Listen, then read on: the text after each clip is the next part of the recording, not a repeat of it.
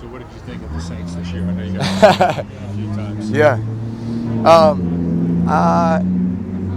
I think we finished the season well.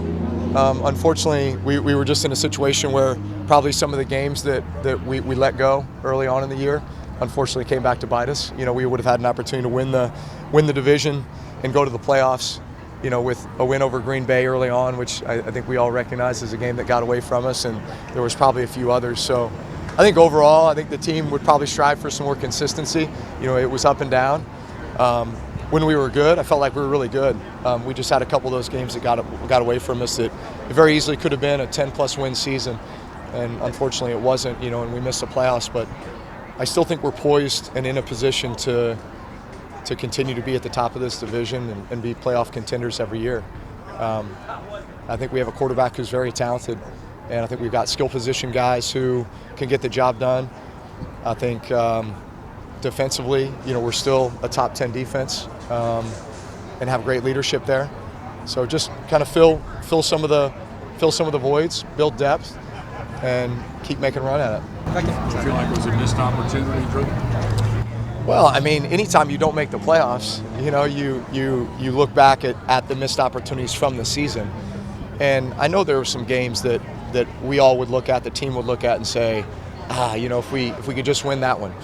I mean, look, the Green Bay game sticks out early on, right? We're up 17-0, and obviously that was a team in the NFC who ended up taking a playoff spot from us, right? But we win that game, all of a sudden we're the division winner. We're hosting a home playoff game. I think we beat the Eagles, and then we would have gone and played at Detroit, I guess. But that's the way it goes. Drew, I know you think the world of Pete Carmichael, but when you watch this offense, even over the last 2-3 years, why do you think the offense couldn't really find its way consistently? I mean, look, there's a lot of factors that go into that. You're always battling injuries and who's in and out of the lineup, right? Because you base a game plan off of who you think you're going to have, and all of a sudden you don't have them, and you got to make adjustments. I think at the end of the day, you want to be able to run the football. The pass game should be an extension of the run game in regards to just kind of the timing and the rhythm, and then you take your shots when you have the opportunity. I think Derek Carr's a great deep ball thrower. I think we got deep ball threats, right, with Shaheed and Olave. We got plenty of possession guys too. So, look, there's no reason why we shouldn't be a top 5, top 10 offense. I love Pete Carmichael. Some of my best years were with Pete calling plays, in 11 and 12. That's I think all the pieces are in place. I do. You run this offense for 2 decades. Do you think it's still viable, or is it become antiquated in today's box? What's that? The Saints' offensive system with Pete and Sean ran in the middle. No, there's nothing antiquated about it. You continue to evolve. I look at. There were evolutions that took place while we were here. In 2017, 2018, that's when Sean McVay went to the Rams.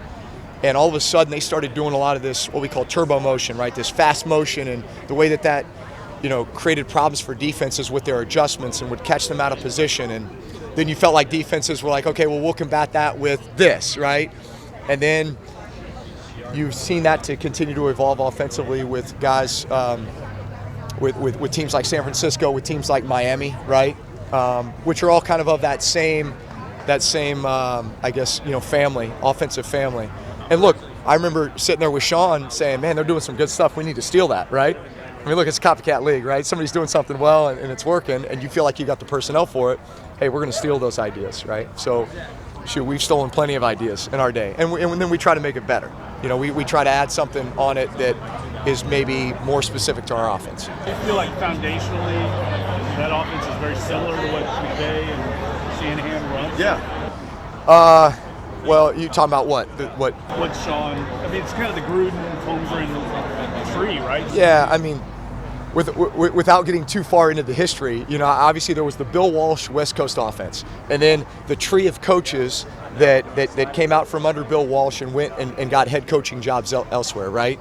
It was the Holmgrens, and then it became the Mariucci's and the Grudens, and the Andy Reeds and all these guys, right? So they took variations of that offense and made it their own, right? And then Sean obviously spun out of the Gruden offensive system, and we began to evolve and kind of do certain things a certain way. Then there was Shanahan and McVay and McDaniels, and all of a sudden it became kind of this. Everybody had some of the same concepts, but it was like, how are we getting to those concepts? Well, let's start adding these shifts and fast motions. And Shanahan's always done such a great job with the run game, right? And then Mike McDaniel has taken that to Miami. McVay's doing it with the Rams. These are all elements that if you have the personnel for it and you've got the quarterback that can manage all the moving parts, man, it's a really problematic offense for a defense to handle. Hey, Drew, I've got just a quick Nolan O'Clock question. Sorry to bring that up. Have you ever gotten over that, first of all? Did you maybe expect that the NFL might have done more, or how do you feel what they've done since then to address officiating? I mean, there's so many judgment calls in the game. I mean, holding, for example, or pass interference. In theory, you could probably call it on every play, right? Both offensively and defensively. So it's just a matter of what you can get away with. It's a matter of, we would do officials reports every week, and there were certain officiating crews that were more apt to call certain penalties, and so we would just recognize that going in. Hey, this officiating crew is number one in the league in offensive holdings. So offensive line, just be conscious of that. Or they've called more pass interferences than any other officiating crew in the league. DBs, be aware of that, right? They're going to call it close to the vest. So you were just aware of those things. Look, it's a shame what happened in 2018 because we were on our way to the Super Bowl, and that was a pretty obvious call. But unfortunately, that's the way it goes. Sometimes they get called and sometimes they don't. I've been using the headlines 3 times this season, so like for Super Bowl week, we're kind of reviewing, where they've come since then. You can't review everything, right? You can't review everything. I think the one thing they should start reviewing is roughing the passer. Because those penalties seem to really make big impacts. Like the 15-yard penalty, all of a sudden it's an automatic first down.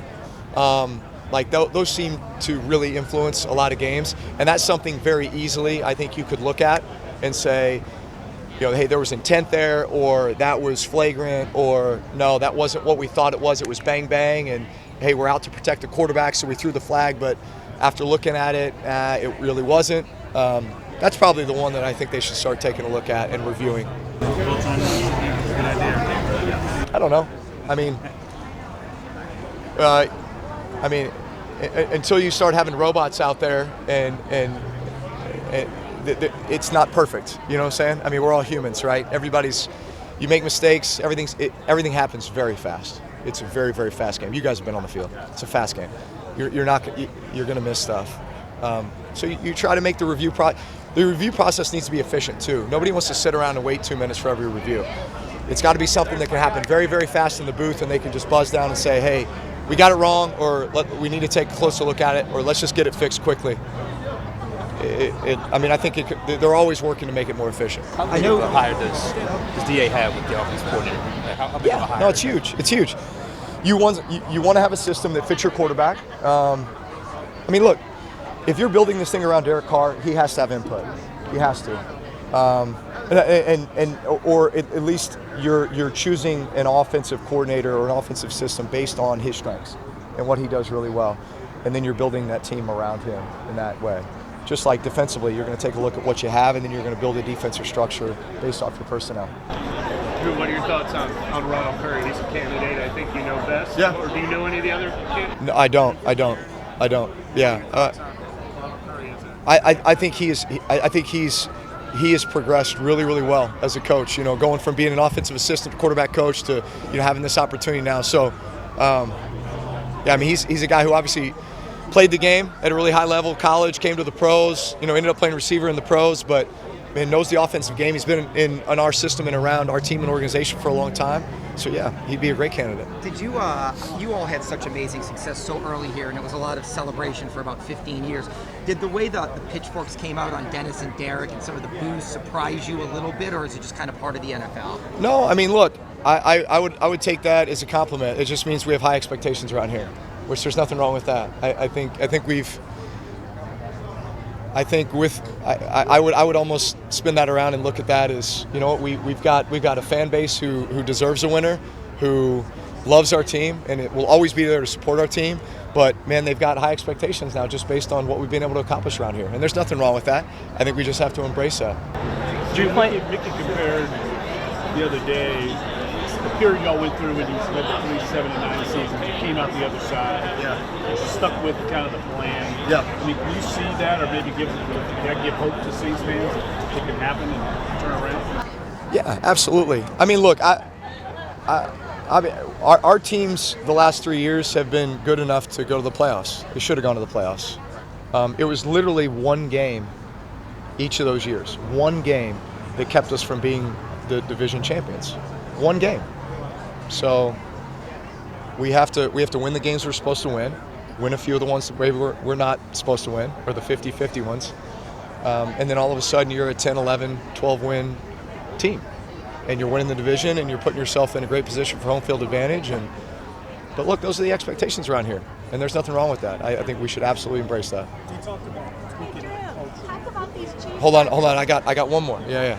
Culture of the locker room and the organization, getting back to, you said some of the things that got them to be in those playoff teams like you talked about. Can you kind of elaborate on what was good culture when you played and what that's about? The best form of culture is guys that care about each other. Guys that care about each other, I think, just beyond what you're trying to accomplish on the field. Some of my greatest memories as a player were the times that I was able to spend with the O-line at the O-line dinners, right? Or going out to eat on road trips, or hanging out on the plane after big wins, going to support guys at their charity events. Getting the families together, doing Bible studies together. Like those were some of my greatest memories, and that's where you built strong foundations and strong relationships that carried over to the field. Because at the end of the day, there's plenty of days you wake up and you say, "Man, my body's hurting. I don't know if I'm going to make it this week."